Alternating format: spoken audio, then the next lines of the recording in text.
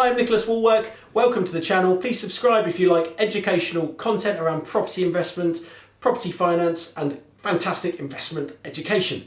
I'm joined today by Lucy from Vantage Finance. I'm going to be talking about lending into a limited company financing, how to get your HMO, your buy-to-let or your bigger property development underway, and whether you should be using a limited company or not. We're not going to go into deep delve on structure, but we're going to talk about the financing of limited companies. So welcome, Lucy. Nice to have you again. Thanks for having me. So one of the first things I want to talk about really is, what size of development should you use a limited company? Do you guys have a preference for that? I know for us, we use limited companies now for almost all our sites, even HMO sites we do, because I think, from a resale ability, I kind of like the ability of selling on that SPV, having clean SPVs for everything. But it can be a bit overburdensome with accounts for every company. There's lots of pros and cons. And today I really just want to specialise on the finance. So, just talk me through your experience really, and who uses what in your experience, what do your customers use? Absolutely. So sometimes you have to be a bit careful that the tail's not wagging the dog, because ultimately the most important thing when you're coming up with a structure is your tax advice. So when people say, should we set up a limited company, I instantly say, have you spoken to a good tax advisor? And I'm sure you have plenty of good tax advisors. We have an excellent tax advisor on our team, absolutely. Yeah. So that would be my first comment. So usually I like somebody to come to me with, this is what we want to do. So if I talk a little bit about the difference it makes, I think we've seen a massive shift towards limited company lending across all aspects other than the more personal side of mortgages, etc., which is usually in someone's personal name. Buy-to-lets historically used to be more in individual names. Tax changes over the last few years have driven even that more towards limited company lending. If you move on from there into development finance, refurb, etc., nearly all of it is in limited companies. And then from there, you have different structures. So you will sometimes have just a standalone SPV, and then you've got directors, shareholders straight into that SPV, and it's nothing to do with any other company. We also see subsidiary companies. So you may have one company that you drive all of the business through, and that is kind of your branding, and that's the face of everything.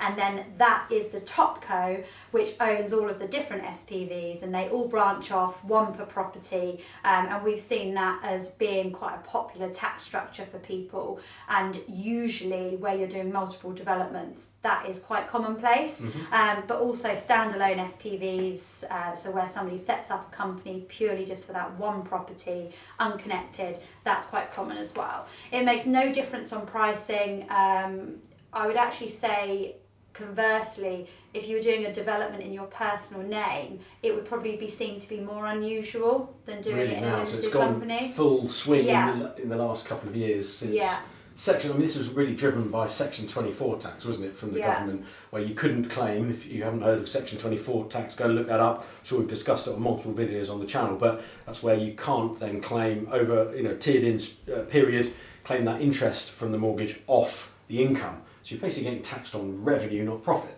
Yeah. And that's really driven the move to limited companies, which is more tax effective. Yeah, I mean, buy-to-let mortgages nowadays, nearly everyone that's buying a new buy-to-let comes to us to do it in a limited company. Wow, okay. And who knows, that might change again, so you could always see a shift. That's the tax rules now.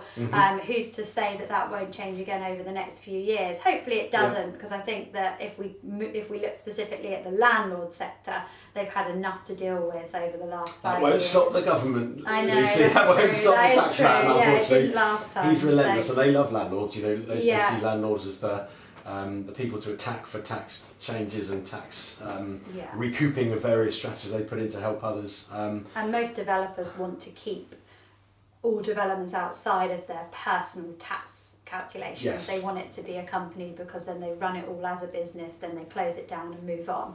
So obviously sometimes they hold it, and in that scenario they do one of two things. If it's just an SPV, they might keep that SPV on and keep it as a long-term hold with the lending to that SPV.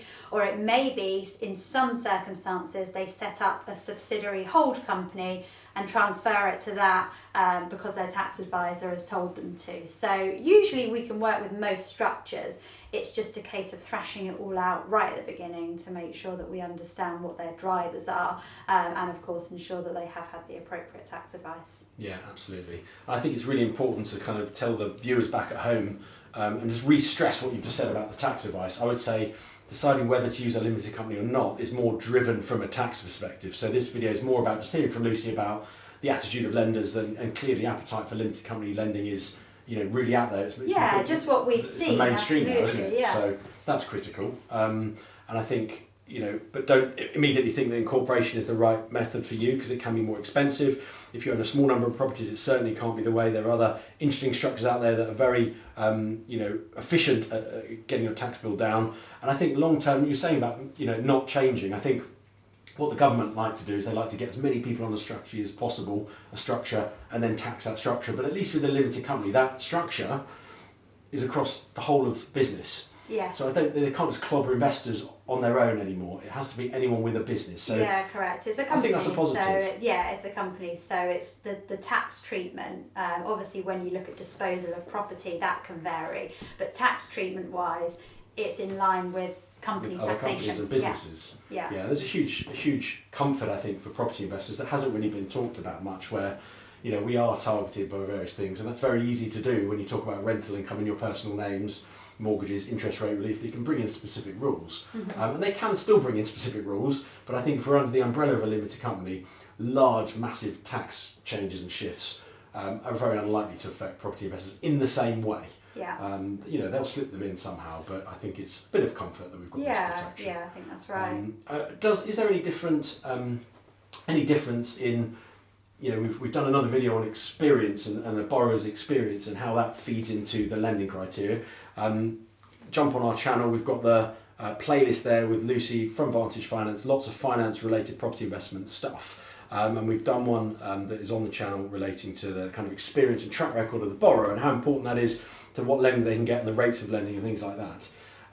So bearing that in mind, is there a difference in a limited company if you're a new investor, new limited company, new lending, versus experienced investor and limited company lending? Is it the same? They normally look behind the company company screen, so it's Yeah. about that person standing behind the company. Okay. A lot of people think, you know, company is the applicant and it's all about the company, but actually it's not. Not really, Most lenders that lend to limited companies want to know about you, the person that's standing behind it. Okay, that's really good advice. So the limited companies sort of irrelevant. They're, you know, is it 100% of companies are fine with it now? Or is it what sort of proportion? No, there's would still you say? some lenders that don't do limited company lending, but Okay. that tends to be the more mainstream market. So 10%? Yeah, Have you maybe. put a figure on it? Yeah, I mean by volume probably higher because you have some of the real commoditised buy-to-let lenders that Sure, don't do okay. it. But I would say, in terms of lender numbers, probably 10, maybe 10%. 15%. And in the more don't do niche limited areas, what we're talking about, property development, They all do. HMOs, They all do. they all yeah, do. Okay, absolutely. so that's kind of our key audience is, you know, property investors and developers. That's our key market, and, you know, the majority of them are completely happy with limited company and mortgages now. So yeah, goes back to the lender. Really good information there, Lucy. Really appreciate that. No Putting problem. some insight onto limited company lending.